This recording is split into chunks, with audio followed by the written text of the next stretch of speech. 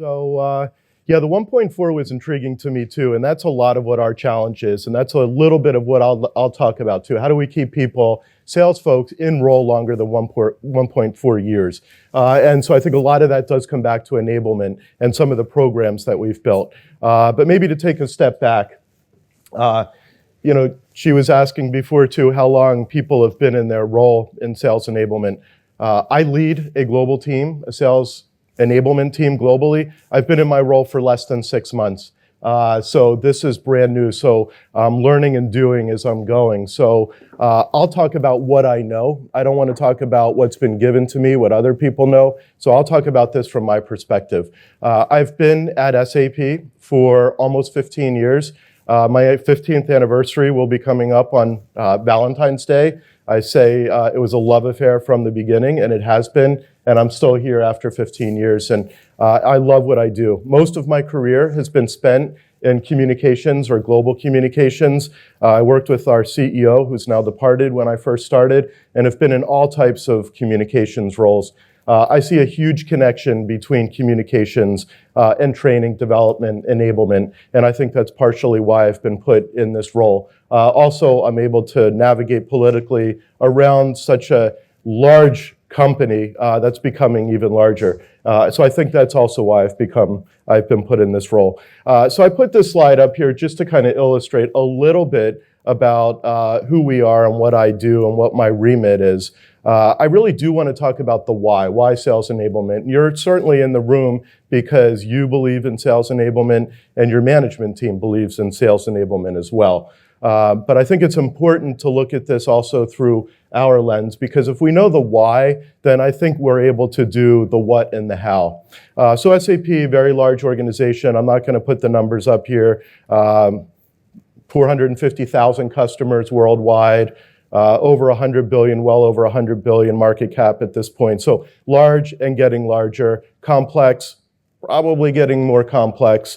We have a large enterprise segment, sales segment, and then we have the non-large enterprise sales segment. I'm responsible, and my team are responsible for the non-large enterprise segment. So we can call it SME, we can call it SMB. At SAP, we call it GB. We love acronyms, as does everyone else, so general business. It's a large organization. It's 80% of all SAP customers, probably a little more. I'm allowed to use the percentage 80%. I would say it's probably closer to 90 or even 95. And so then the SME group is split into two segments. For all intents and purposes, we've merged the two segments for GB. So we have the lower part and then we have the upper part. And it's just a dividing line between how big our customers are in those areas. And so I'm responsible for the people team. And I call it the people team. We do enablement, but SAP also has an enablement group. It's the SAP Learning Group. And I think one of my colleagues is here, who I haven't met yet, is Axel in the room.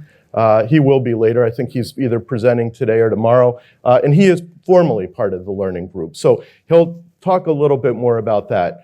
So we have a 2,000-person sales organization that my team and I are responsible for enabling across the board. And we segment this the way that I've segmented our team. And again, I was given not a blank page, but different elements that I've been able to pull together. So we look at this from a variety of different perspectives. One, we look at it from our employees. These are our reps. These are our sellers. So that's the employee group. And I have someone that runs this employee people team globally, and he has one person for each of our regions. We have 7 regions globally, so he has one person in each of those regions, looking after improving the performance of each of our sellers across the organization. And then we have a leader team, leader growth, leader performance, leader enablement. Make sure that our first line, second line sales managers are equipped to lead their teams.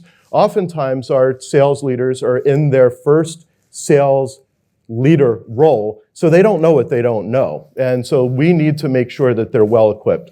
We have a fantastic person, the best. Oh, he's here, John. Raise your hand. So he leads our leader growth for this group, and he too has one person for each of the regions.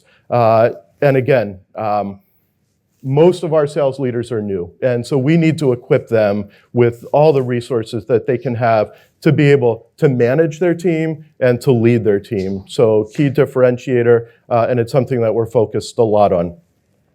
And then we have employee engagement or employee experience. So we look at the reps, we look at the sales leaders, but we also have to look at what is your experience? And I think that also goes back to the 1.4 years. If they're not having a good experience, they're going to leave after 1.4 years. If they're having a better experience, then they will stay longer. And as we heard earlier today, the longer they stay, that sweet spot is 3 years. So we want to keep people enrolled for as long as we possibly can. And so we've created a lot of programs to make sure that their experience is better. We've created a gamification program for all of our 2,000 people in this organization, and I'll talk a little bit about that as well.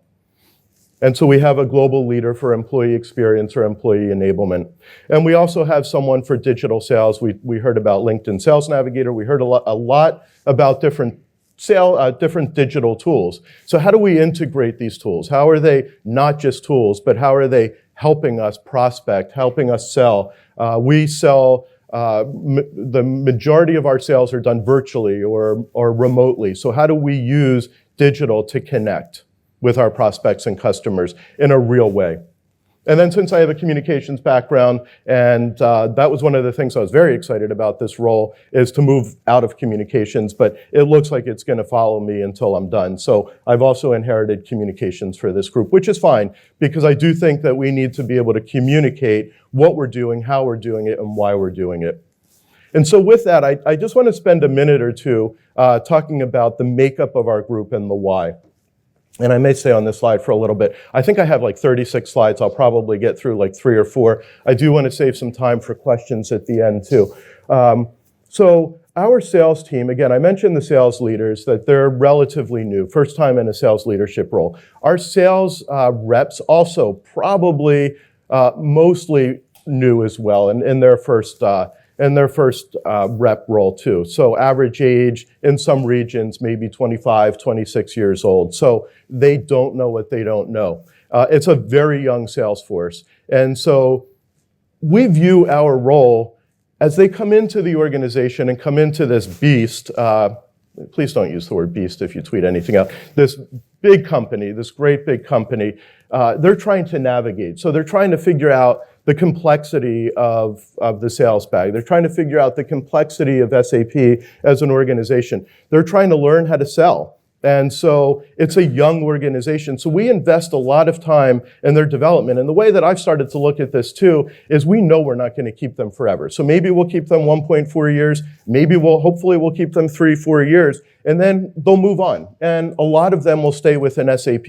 And so the way I've started to look at this is we're the breeding ground, the development organization for our talent moving throughout SAP. And so it's almost our role to make sure that they start well, and as they grow and become our alumni within SAP or wherever they go, that they're great advocates and that they have that basis to be able to succeed in life. And I think it's that philosophy that guides us in terms of our enablement and our training is to and that's why we say the people organization, because we're so focused on our people and making sure that they have the skills that they need to be able to succeed. And so luckily, we have leadership in place that thinks the exact same way. And we've put a lot of resources behind this team to be able to enable everyone in the organization. So that's a little bit about how we view people starting and how they grow their careers, and we're looking a lot into career progression at SAP too. And when we look at career progression and we tie that in with sales enablement, I think then we can identify why people are leaving and why we want to keep them a little longer too. So I think it's an important note to make that we've really spent a lot of time thinking about the why in addition to the what and the how. I think once you have that basis of why you're doing this and you're very clear, then you can start to build those programs. And that's the philosophy that I've inherited and one that I believe in and one that my team certainly supports as well. Okay.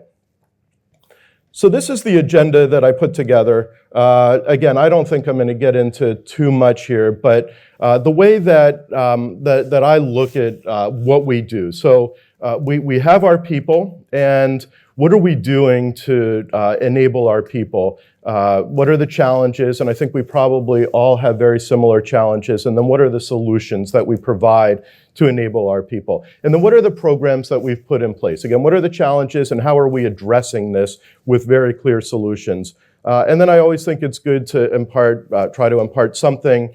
So what can you do? And then what's the business impact? What are the metrics? So our people. Very busy slide here. I'm going to move on to the solutions because I think this is probably better. So we invest a lot of time in the onboarding, a consistent onboarding of our teams across the world. So it's a global organization. We come up with global programs, and then we launch those in the regions. We regionalize, so it's 75-25% rule, 80-20% rule. 80% global programs, and then you'd customize, regionalize, localize it in your region. And so a couple of the things that we've really focused on here is the onboarding, having a consistent onboarding for everyone, all 2,000 or however many people we bring into the organization on a yearly basis. So what we've seen is that we do a little bit in Europe, we do a little bit in Latin America, and everything's different. So what can we do to customize and to centralize this function? So as an example, so your first day on the job, I mean, it's probably one of your most exciting days. You come into the office, and what we've done is we've made sure that that first day is the same for everyone in every region. They are given a laptop, they're given a notebook, they're given a phone. We put some extra things at their desk or cubicle so that they're all having that consistent experience. And then if they share that with one another, they can tell. So it starts to create that sales culture too, like we were talking about before. It does come back to culture. So when you create that consistent experience, it makes a big difference. So we place a lot of time, effort, and emphasis on that onboarding piece.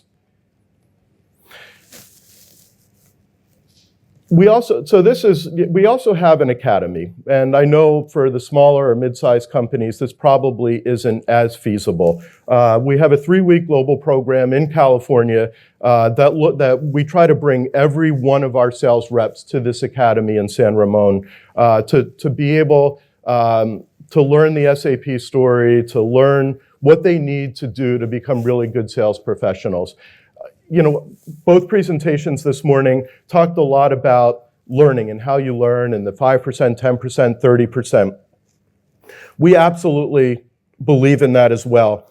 And so the majority of what we do, and I think this is the key point, it's around role playing. It's around practicing. It's around teaching what you've learned, getting up in front of a group, getting up in front of a video camera and analyzing yourself, replaying the video afterwards in a group setting and critiquing yourself and having the group provide pointers as to what you can do. So the majority of these 3 weeks, and again, maybe that's not feasible for you to have an academy in California for 3 weeks, but you can get together in a room and you can practice, and you can practice in a group setting, and you can practice in front of a video, and you can show that video afterwards. And so I think that's the key point here. And so the outcomes, and we're always very clear on what these outcomes need to be. You need to understand what you're talking about, you need to articulate it, and you need to be willing to improve. We are looking very closely in the academy and onboarding at digital and social tools. So when I first inherited this role, we had a slide that I could have shown you that probably had 35 different digital tools. And I thought, that's too much. I mean, how can you focus on 35 or even 25 or even 15 tools? So we spent a lot of time talking with people around the world and figuring out what those digital and social tools are. And LinkedIn Sales Navigator, absolutely one of those. And we have a couple others. But video to us is probably one of the most important things. And that's why I mentioned video before. Putting a video together. So we use them as door openers. So you create a video for a customer or an account that you're trying to get into and you're having difficulty. You create a 30 or 60-second video. We've developed this Iris platform at SAP so that when we send you the video and you watch it, we can tell if you've watched it, if you've opened it, how much you've watched. Maybe some people will watch it multiple times. And so that'll give us a lot of intelligence as to what our customers are looking at and what they're spending the time on. So I think that's good here. So I wanted to talk a little bit about a black belt program that we've put together. And this is something that I inherited, and I think this is brilliant. So a lot of people have heard black belt programs from other companies. So this is a program that we've put together for sales enablement. And it started in our Barcelona hub, where we bring all of Europe together, all of our young sales force together in Barcelona. And so we've come up with a 6-tier system and 6-color system for learning. And so as you progress through your learning, and some of it's virtual, some of it's online, some of it's classroom setting, some of it's role playing, some of it's at the academy, you progress from level to level. So you start at gold, and then you move into orange, and then green and blue, purple and black. And as you progress, it indicates how much you've learned at each of those various stages. And so learning is learning, and we've all done it, and we know that it's important for our teams to learn, but we also want to make it kind of fun. And so each of the levels represents a color, as I mentioned before. And as you move from color to color, we have graduation ceremonies. So we have graduation ceremonies in our various offices, and they're either once a quarter or once a month. I think they're mostly once a quarter. We bring everyone together in one room, and we have a little presentation like this. We have a slide. We have people's names and faces. They come here. We have all the different, you all have your lanyards. You were all given black belts today, so congratulations. You're at the highest level. But we give them a lanyard with their color. They come up on stage, they get the blue belt, they get a picture, and they actually get a little present, a notebook or a gift certificate or something acknowledging that they've gotten to a certain level. It's fun, it's interactive, it's also a social moment, and where people can share this socially in person, but they can also share it on their social media too. One of the things we're trying to do is attract more people into the organization, and seeing salespeople that are having fun is certainly a very attractive element. And it's also a reason for people to stay longer, to get past that 1.4 years. And so we do these ceremonies, and they've proven to be extremely effective. So that's one of the things that we've done around the Black Belt program. And so now we're looking to extend this to leaders, to have a leader Black Belt program too, as an incentive to stay in the organization, as an incentive to learn and to show your color and what level you are. We've only had so this is a relatively new program, and we've only had a few, maybe 1 or 2 black belts globally. The first one that achieved black belt organically, so meaning he started at the lowest level, didn't come into the organization at a certain level, started at the lowest, worked his way up, and he had the opportunity to have dinner with my manager as one of his rewards. It was something that he really valued. At this dinner, he expressed what he would like his next career move to be.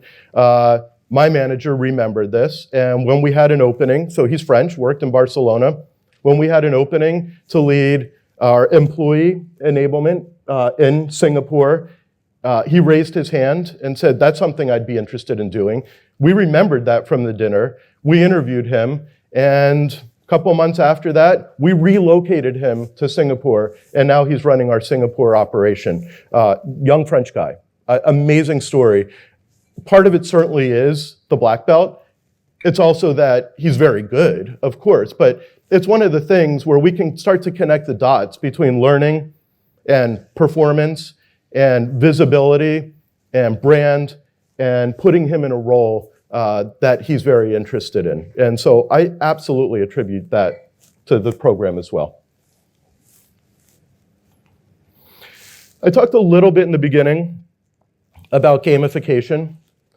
This is a new program for us. And so one of the challenges that we were given, I was given from my manager, and then Priscilla, who runs employee experience on our team, launched, put a lot of time and effort into, is creating this gamification program. So we purposely looked at 5 missions for all of our reps beyond sales missions. So in other words, not linked or tied to productivity, but other things that they can do. So we're trying to foster behaviors within our organization. Certain behaviors, using digital tools, being more social, whether online or in person. Sharing best practices. How did I sell this deal? Or how did I generate pipeline? How did I do certain things to become better? And again, a lot of these are things that sometimes get pushed to the back burner because we don't have time. So we're trying to bring these to the front burner so that people focus on some of the behaviors. So we created this gamification program globally. And we started in Q2 of this year with 5 missions. Traction was incredibly slow. My manager said he's going to kill it unless we get to 33% participation. We were at like 5 in Q2. So huge challenge. So we put a lot of time and effort, communications into this, and we're able to get it to about 35% in Q3. And so we're able to save the program. It's dipped a little bit in Q4, and I think it's because it's Q4. But there's enough interest in this program that people are participating, that we've actually had groups outside of ours wanting to participate. So now we're going to start selling our service maybe to have them participate as well. The first place prize is to be able to travel to one of the other regions from their region for a week, to go into that office, to be able to learn what some of the best practices are that they're doing, maybe from our Tempe, Arizona office to our Barcelona office for a week. Who wouldn't want to do that? And then learn what they're doing and then bringing those best practices back. So it's a way to reward someone for changing their behavior in ways that we're looking for them to do that, and then fostering social interaction between the regions, and then bringing best practices back and forth. And it's been very, very successful. And we're going to continue this at a much larger scale next year too. We're looking into a platform for gamification. We're always looking at different missions and looking how we can continue to get greater traction. So these are some of the things that I've talked about around what can you do? These are things that I've picked up since I've been in this role. Again, very new, but I think branding and communications to me go hand in hand. And so we worked with a firm to create some logos. So you see the logos on here, the GB People team, and then the various logos for onboarding, academy, digital sales. And so what I want people to do is start to recognize these logos and this imagery and this branding. And I think the more we use consistent words and consistent images and consistent photos, the more people are going to recognize that these are all part of a program. All the colors map to the black belt, so there's some consistency there as well. But that's what we're trying to do, is we're trying to create a brand for enablement so that it's easily recognizable and that easily identifiable for people that are looking to participate. So that's what we're doing with branding and with communications. We've talked about enablement, we've talked about digital. And then as was mentioned before too, we're running a business, a sales business. We have our quota. We need to achieve or exceed that every quarter, every year. Otherwise, we're not going to be in business. Everything we do needs to tie back to the business drivers and the business impact and the metrics. That's why we're here.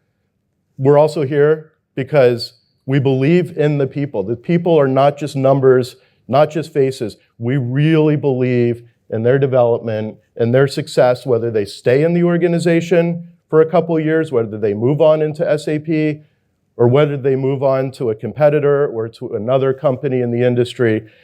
This is our brand, and every person represents that brand. So I know I have a couple minutes left. I wanted to purposely leave a couple minutes at the end for any questions that you may have. Thanks. Yep. Two questions really around the mission and the uptake of the mission. You said that what I want to know is what do you feel were the barriers to that uptake at the start? For gamification? For the gamification and the mission. Yeah, gamification's tough. Like I thought, all right, so we're going to tell people you can travel for 1 week from nice location to nice location, or location to nice, like it's always to a nice location. So I thought people would be jumping at this. I think one of it's awareness. I think people need to see something many, many, many, many times. And so we get sick of communicating things more than once, twice, 3 times. We need to do it 10, 15, 20 times to start to get people's attention. I think some of it has to be word of mouth, people starting to talk about it. I also think, and this was a point that was made earlier today, I think it also has to be top down to some extent. This is where my manager and I disagree a little bit, but I do think if it's not, we're not going to force anyone to do it, but it needs to be promoted. It needs to be looked at as a priority from managers. So I think those are some of the things. And then we want to make sure we have relevant missions. People are bombarded with information, so much information. So how do we get this at the top? And how do we let them know that this isn't that much extra time or effort, but that it's worthwhile? So I think those are some of the challenges. Yeah. As the younger generation makes it into the workforce, that this will change, right? So one of the things you showed on the slide is reducing travel, whereas for a lot of the millennials coming into the workforce, travel is one of the perks of, Yep. of working at a certain company. So you kind of, do you see that as a measure, really as a measure? Absolutely. I mean, if we, some of our reps, we say they have thousands of accounts, so you're never going to be able to travel to 1,000 accounts, ever. So maybe you can travel to a couple. So we want them to be able to connect with prospects and customers remotely. Ideally, we would like them to be able to sell remotely as well. We know that in some cases, that's impossible. I mean, we have virtual rooms where you can go and you can see each other, obviously Skype, whatever. There's nothing like shaking someone's hand or going out to dinner with someone, obviously, when you're trying to close a deal. That said, there are definitely instances where we can reduce that travel, and that's what we're looking to do. And then on the flip side, you look at gamification, where if you do certain behaviors, it's not that difficult to achieve those behaviors. You will be eligible to travel to a different center. So there are travel opportunities, and yeah, if you have a big enough deal, you'll always be able to travel, but there are cases where we can absolutely reduce that. And so I think it's a mindset as well as a very practical program that we have, so yeah. On one of the other earlier slides, you mentioned using LinkedIn, using video, and using AI. Yep. What's the AI piece? Yeah, so I mean, we have a variety of different artificial intelligence tools that, and I think it was mentioned previously too, I forget the one that you mentioned, but we use Outreach, and I think it's very similar to one of the ones that you had said before. I think some of that's artificial intelligence. We also use Crystal Ball, Modelizer, so it looks at, it's able to identify who's interested in buying software. So you analyze everything that's on social, and you look at the keywords, and you can start to identify, all right, this person has been doing searches or has expressed an interest in human resources software. So they're primed to buy. So that's kind of the artificial intelligence that we go out, and then we can start to identify who's looking at which software, who's interested, who's ready to buy. So we have a lot of, not a lot, but we use those tools to be able to identify those opportunities. Yeah. How many of these programs or actions have to be aligned with sales leaders? Or how typical is it for you guys to get their buy-in? Because a lot of times we're just focused on selling. Yeah. This is a neighbor, but they don't always see it like that. How much of that is the line? Yep, so again, this is the general business organization. We have about 2,000 people. We have many sales leaders within those organizations. None of this would happen if we didn't have 100% alignment with our sales leaders. So it starts at the top, I firmly believe, and so we have a head of general business, and then my manager who runs commercial sales. That first slide that I showed, that's our lower general business, lower SME. So we're fully aligned, and we're fully aligned with our sales leaders too. A lot of these programs are built with them, or at least vetted on a regular basis, and they buy into it. And so their leadership buys into it as well. So we wouldn't be able to do any of this. Onboarding academy, digital, black belt, gamification, anything that we do would not be possible without that alignment to the business, because otherwise the business is going to say, ignore that, focus on sales. We recognize that there's more than sales. I mean, obviously sales is why we're all here, but if you can expand that and learn new behaviors and be successful and be a well-rounded individual and have fun doing what you're doing, then you're going to be more successful. You're going to stay in the role longer, and you're going to be more productive, and you're going to be happier doing it. And then you're going to tell other people about how great this is. I mean, for too long, this organization has been looked at as a stepping stone to move up. We want to twist that and have people wanting to come into this group because of what we're doing to look at the holistic individual. It says 0. I guess we can, we'll be on break after this, but with your black belt program and the gamification and adoption, are you finding that certain regions are adopting faster? Do you think it's maybe a generational thing, or there are certain generations of your sellers that are adopting it faster or more apt to kind of, drag their feet a little bit? What are you guys seeing from that perspective? Yeah, not every region's created equally. I mean, I do think that Europe, at least with black belt, is probably the best organization, and I think it's because it started here. We do look at the numbers, and we analyze the metrics, and we look to see who's at the first 2 belts, how long they've been in role, how we can move them to the second, the third belt. What are the impediments? What are the challenges? We look at that in all regions. I would say all regions are doing well.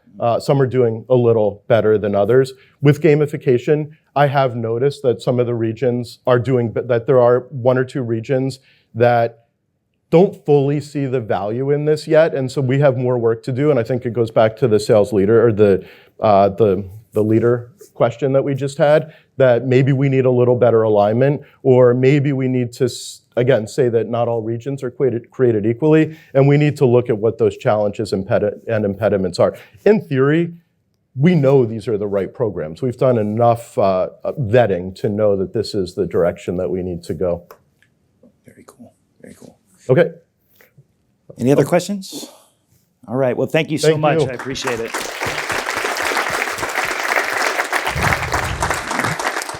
All right, guys. So I guess we're on break until 11. If you haven't downloaded the app, download the app. If you haven't done, which is a Sido. There we go. Please do that as well.